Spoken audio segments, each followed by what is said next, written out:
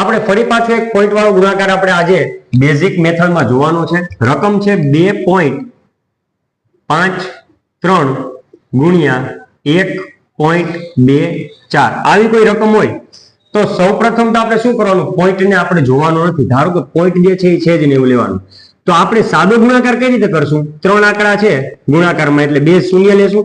હવે 1 3 3 પેલા એક સાથે ગુણાકાર થાય, 1 5 5 1 2 2 પછી શું થાય તો કે 2 સાથે ગુણાકાર થાય, પણ 2 આંકડા છે એટલે નિયમ પ્રમાણે એક શૂન્ય આવશે.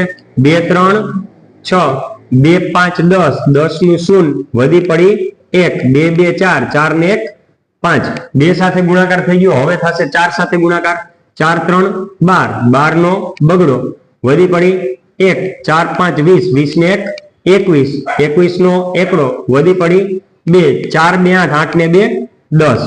હવે જ્યાં કઈ આંકડો નથી ત્યાં આપણે શું મૂકી શકીએ, શૂન્ય. હવે જો સરવાળો કરો 0 + 0 + 2 એટલે 2, 6 માં 1 ઉમેરીએ તો 7, 3 0 0 એટલે કે 3, 5 ને 5 10 10 ને 1 11 11 નો એકડો વધી પડી 1 2 ને 1 3.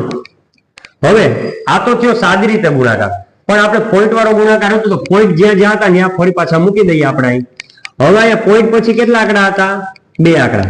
અહીંયા પણ પોઈન્ટ પછી કેટલા આંકડા હતા, 2 આંકડા. તો 2 ને 2 4 એટલે કે જવાબમાં પોઈન્ટ પછી 4 આંકડા આવે, 4 આંકડા હોવા જોઈએ. પોઈન્ટ પછી કેટલા આંકડા હોવા જોઈએ, 4.